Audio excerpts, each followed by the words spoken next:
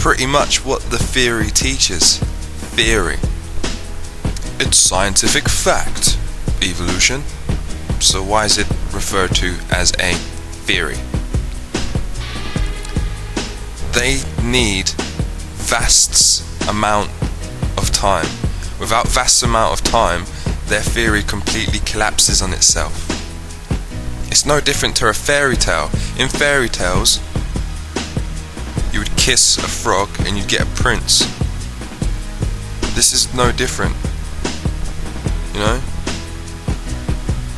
You have lots of this special magic super duper ingredient called millions and millions of years ago in a land far away. Nothing smashed into nothing and created something, and then that something found someone to marry, and then that something found something to eat, and then I don't know. But if you know it or not, that's what it teaches. You believe that it rained on the rocks for millions of years, which created some prebiotic soup. The soup came alive, and they evolved into fish, and then fish evolved into amphibians, and amphibians evolved into this, and they evolved into that, and they evolved into this, evolved into that, and we have you. But we don't have facts or evidence. It's just high definition digital representation, digital 21st century brainwashing. But without vast amount of time, their theory looks very stupid. So let's go ahead and look if there's any evidence to suggest that we haven't been here for billions of years, but we've been here for thousands. If you add up the dates in the Bible, you're going to get roughly about 6,000 to 8,000 years old. So let's have a look at the evidence. What about the history of man? The written history of man only dates back to 5,000 years. Shocker. So the question is, if man has been here for millions of years, why aren't there any more records of man's existence older than 6,000 years old? You'd think we'd find some if we've been here for hundreds of thousands of years, a logical thinking human being. Anyway, what about the writing of man? The oldest writing of man only dates back to around 6,000 years old. So the question is, if man's been here for millions of years, why don't we have any older evidence of writing older than 6,000 years old? What about the age of the Sahara Desert? The age of the Sahara Desert is expanding, and it's been calculated to be about 4,000 years old, which just happens to be right about the time of Noah's flood. Question: if the Earth is billions of years, why isn't the Sahara Desert larger by now? What about the coral reef? The oldest known coral formation is about 4,200 years old, which is right about the time of Noah's flood. Question: if the Earth is billions of years old, why aren't there any coral reefs older than 4,500 years old? What about the oldest tree? The oldest known tree is the pine tree at about 4,300 years old, which again is right about the time of Noah's flood. So we'd expect to find a tree around that time. Question: if the Earth is billions of years old, why aren't there any trees older than 4,300 years old? Even that evidence itself, I think, is very powerful. That evidence is just amazing to me. But there's a lot more. That in itself. What about meteor dust? Micrometeor dust is composed of iron, nickel and silicate compounds, and is continually entering our atmosphere. In fact, it has been measured that they are adding 25 tons to the Earth daily. Now here's the problem for evolutionists. Stop and think about it. If the Earth has been here for billions of years, then the amount of nickel in the ocean would be massively greater than what it is. The fact is, there is only enough meteor dust on the Earth to account for just a few thousand years of meteor dust influx. What about Earth's helium? Nobel Prize medalist and physicist Melvin Cook found that helium-4 enters our atmosphere from the solar and radioactive decay of uranium. However, his discovery presented a problem. If the Earth were billions of years old, our present atmosphere would contain about 1.4 parts per million of helium. But the facts show that the amount of helium-4 in our present-day atmosphere dates the Earth at less than 10,000 years. You know, there's no problem with that with a biblical account of view, but for evolutionists it's a major problem. What about Earth's topsoil? Calculations have been shown that it takes 300 to 1,000 years to build up just 1 inch of topsoil. Now here's the problem: the average depth of topsoil throughout the world is only about 8 inches, which means that Earth could only be a few thousand years old. What about Earth's erosion? If Earth was billions of years old and erosions has been going on for at least millions of years, stop and think about it. How could there still be sharp cliffs, let alone mountains? Why hasn't everything gone flat and been washed away? If the Earth has been under constant erosion for millions and billions of years, the fact is that Earth has really been here for billions of years, and the ocean floor would be covered by sediments from land erosion measuring 60 to 100 miles thick, and all the continents would be eroded away. Instead, we only find a few thousand feet of sediment, declaring that the Earth has only been here eroding for just a few thousand years old.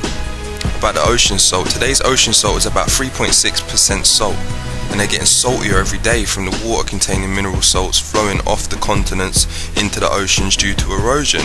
Now here's the problem: think about it. For those who want to believe that the Earth is billions of years old, there's not enough salt in the ocean. There's only enough salt for just a few thousand years old. What about star clusters? Star clusters contain hundreds of thousands of stars that are moving and are held together by gravity. Now here's the problem: some clusters, the stars are moving so fast that they could not have been held together for millions and billions of years. They should have long since flown apart or unclustered themselves by now. Therefore, since we still have clusters of stars, use your head. The age of the universe should be measured in thousands of years, not billions of years old. They shouldn't be there. Supernovas: when big stars run out of fuel, they explode and become what were called supernovas. Now, according to astronomical theory, in galaxies our size, approximately 7,250 supernova remnants should be visible. But if we've been around for billions of years, however, if we use the creation age of the galaxy, we should expect to find between 125 and 200 supernova remnants. The actual number of supernova remnants visible from Earth is 205, which is very close to the creationist number. Way off what it should be for millions of years. It just lines up with 6,000 years old. About the existence of comets: the number of comets are decreasing due to the decay and are continually disintegrating, and a number known have broken up. Eventually all of them self-destruct within a relatively short period of time, to the point where it is believed that the lifespan of comet lasts only about 10,000 years.